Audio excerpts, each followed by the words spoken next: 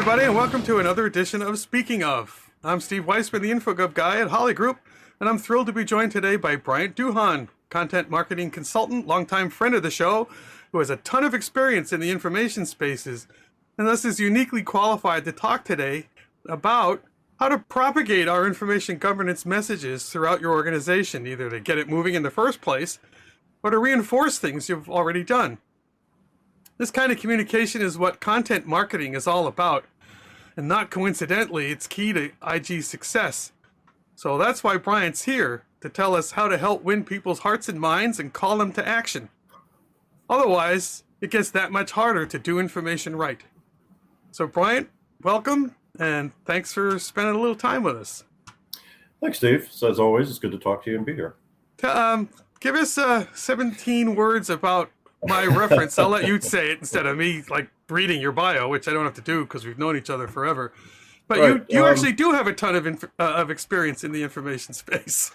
I've got a little bit. Been information adjacent for most of my career, right? So just a little by way of background, I've been a longtime editor, content marketer, inbound marketer in the content management, ECM, document imaging, capture, content services space, whatever word we're using today. Agentic AI is my current favorite one, or boat is another one that I just seen.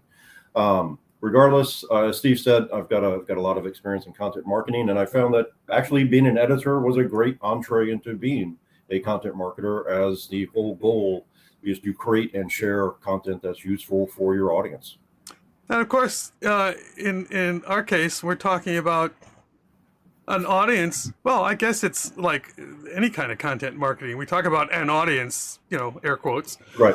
But we're really talking about multiple audiences, especially in the InfoGov realm, where our audience includes everybody from senior executives who ultimately have to get behind any initiative to do a better job of taking care of information, to the people at the front lines working with that information so that they can do the right things with it. Right. It's the same goal, but the message in a lot of ways has to be tailored so it resonates best with each of those audiences. Right. It's your basic content marketing or marketing really persona problem, right? Yes. You have your executive persona, and you have your worker bee persona. And you just if you're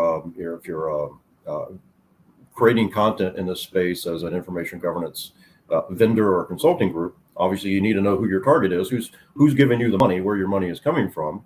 Obviously, the decision makers are going to have that spending power, so you want to appeal to those guys with sort of that the business case, the why, this is going to save you money or make you money sort of an approach.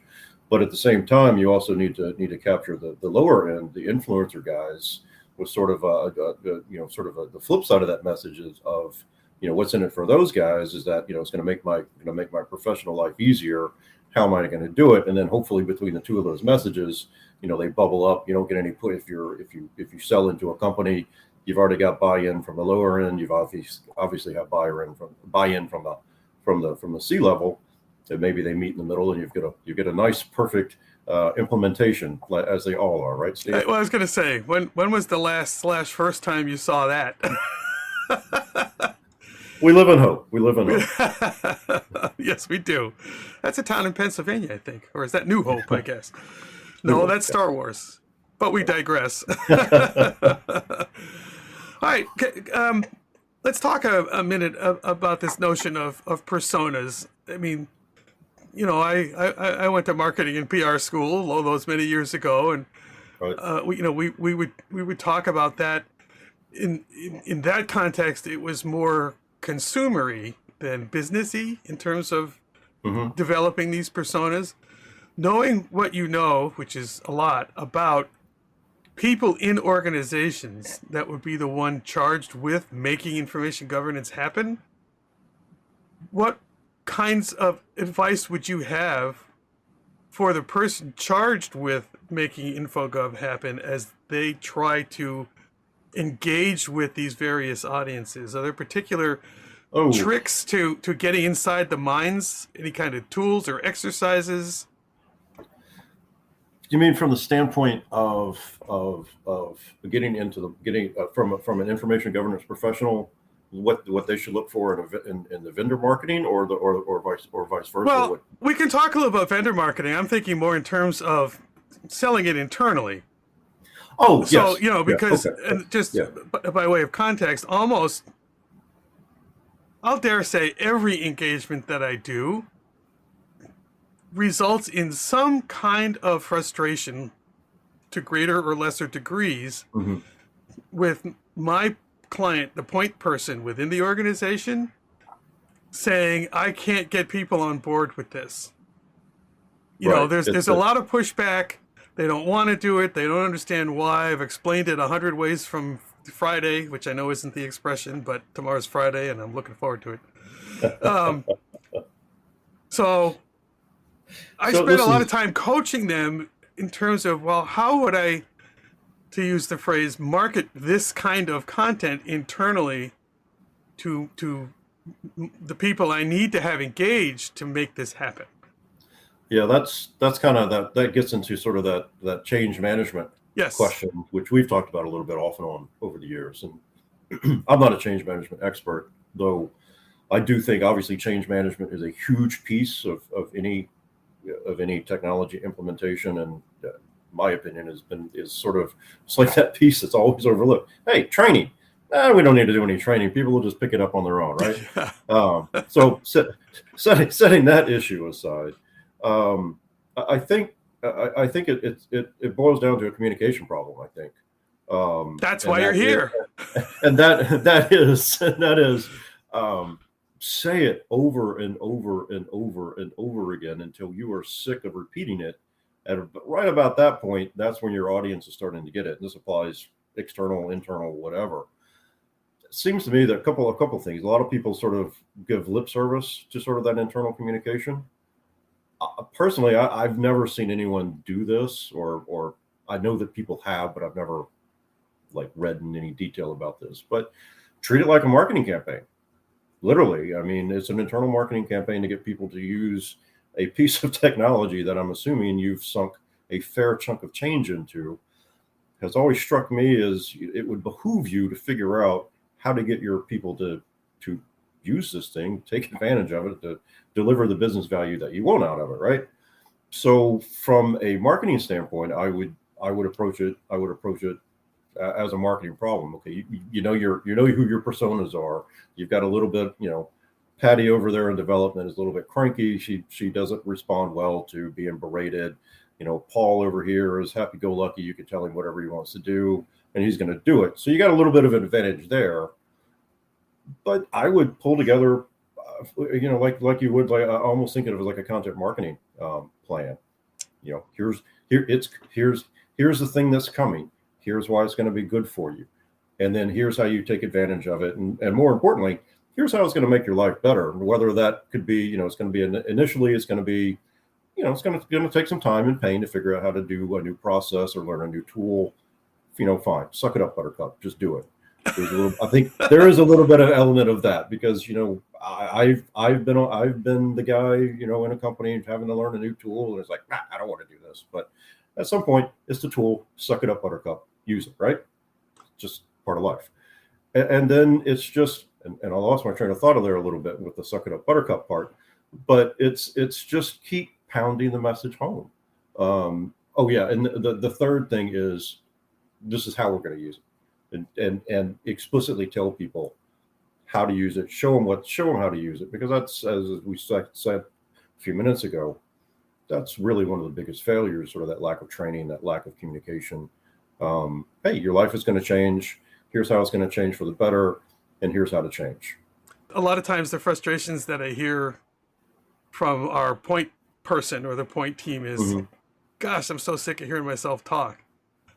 Right. And I keep telling it, and there's a part of me that says, if you're in there talking about this, reinforcing the message, saying it pretty much the same way every time, and they're still not getting it, maybe we need to rethink the message a bit. Yes. And there is an element of that as well. Figuring out what that right message is. So I said earlier, pound the message until you're sick of saying it. Yeah, I mean, it needs to be the right message, and that's actually a really good point. It's after a month or X amount of time, you're still getting blank looks when you're explaining the same thing. Then you're probably are explaining it wrong. You need to sort of look inside and be like, all right, what am I doing wrong? How can I dumb this down, sex it up, jazz it up, whatever, to make the message go through. Because that's your job, it's your responsibility. It's not this is sort of a side point, maybe a segue or a non sequitur, but it's not their job. It's your job to make them care.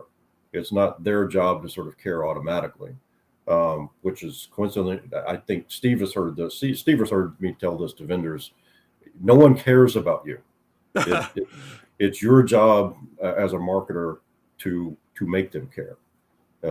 Context for that was always webinar sponsors who 70% always seem to get it that, okay, we're going to share some useful information for an audience, and 30% were like, no, we're just gonna tell everybody how wonderful our product is. And I would tell those people, no one cares. And after the survey results always revealed, nobody no cared. One cared. So, and you said it in so many words, really the emphasis is what's in it for them. The recipients of the message, what's in it for them? Why should they care? Relevance people. What I'm hearing is a key takeaway from this brief conversation is make sure you're keeping it relevant. And to me, that involves vocabulary, because the people in the corner offices often use different words even than the people at the sitting in front of the screens to describe the same thing. Never mind that there's often a disconnect between what the people in the corner offices think the other people do and how they do it. That often doesn't line up. Also, well, that's a problem. That's a problem we're not going to solve today, Steve. No, but I do think for the folks absolutely watching, that is an important point to bring up. We're back to the persona thing, which I guess is perhaps the first takeaway. Think carefully about your personas, and then secondly, make sure you craft a message that's relevant to each of those. It may not be the same. Yeah, I also wanted to sort of pick up on the point about relevance. The way that I always think about it, and I write about this frequently, is always be useful. Back when I was doing Inform for AIM, we're writing about enterprise content management, document imaging, and scanning. And I always just said, it's like, nobody's reading this stuff for fun. They're reading it, well, I guess some sick people, twisted people. I know, I can think of a few people. Maybe the AIM fellow group may have been reading it for fun. Hey. But most people were reading it to, find out, how can I do my job better? What, some tips or things like that. So I think of marketing the same way. How is this going to be useful for whoever my audience is? And useful can be anything from, what you think of as useful. It's like, how do I get from A to B, and what are the steps along the way? Or, if you're an entertainment company, useful could be making someone laugh. Or I think useful depends on the context of what you sell and what your services are. But I also think that it's a very useful concept to have in mind as you're thinking about what you're trying to convey to your audience, whichever audience that happens to be. And as far as words, the other thing, and I had to beat this out of myself when I came out of grad school into the professional workplace, use simple language. People read at an 8th grade level. I try to write for a 6th grade level. I hit 4th grade level through Hemingway the other day, and I was like super stoked. It was just exciting. It's like, don't use a big word just because you can. No one cares and gives a shit about your vocabulary.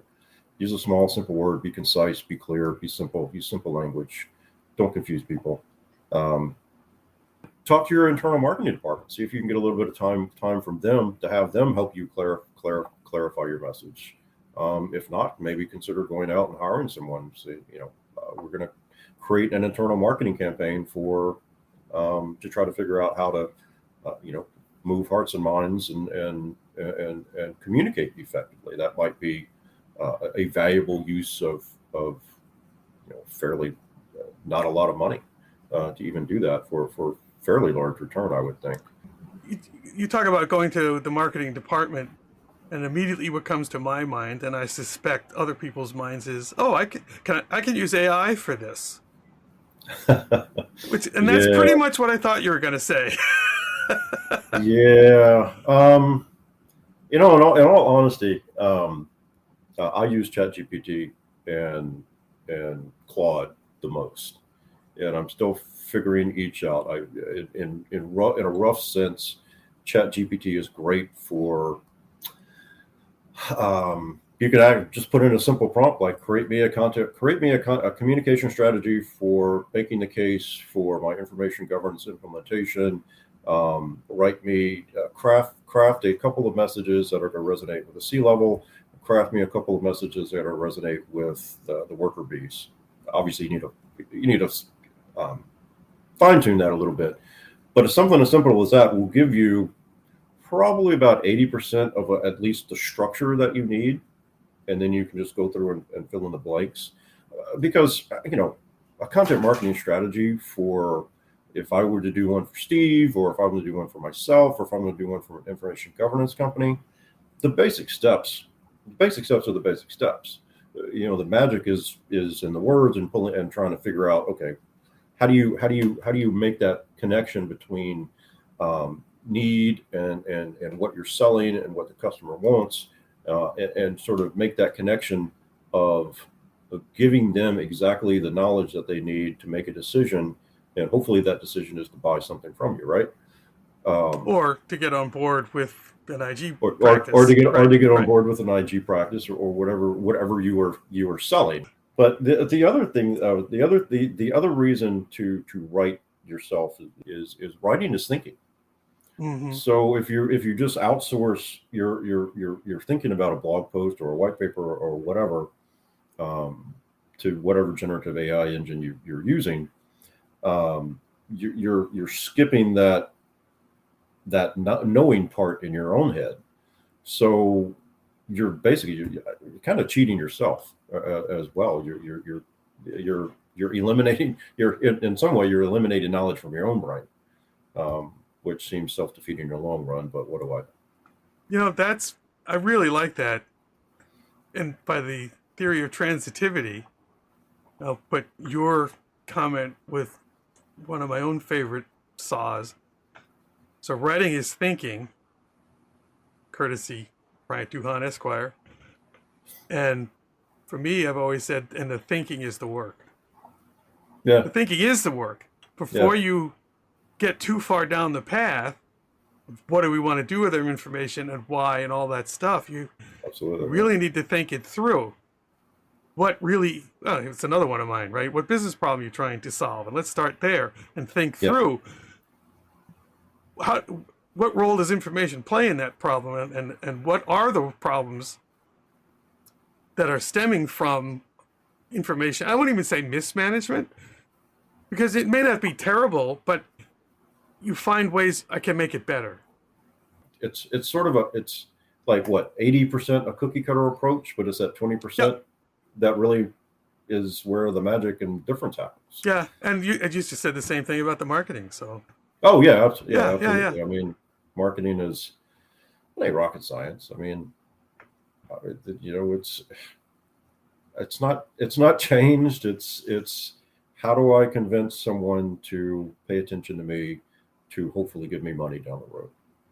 Bryant Duhon, it's always a pleasure. Y'all come back Steve. Again real soon now, you hear? That's right. Y'all come, right? Bless your heart. Hey! No, that's the rude part. I know. That's why I said it. That's Thanks. We'll talk to you soon. Thanks, Steve. People tuning in, talk to you soon, too. Keep those cards and letters coming. Thanks very much. We'll see you next time. This has been Speaking Of with Steve Weissman, the InfoGov guy. A Holly Group production. Is there an epidemic of open cabinet doors on the part of men everywhere? And she's like, you would be surprised.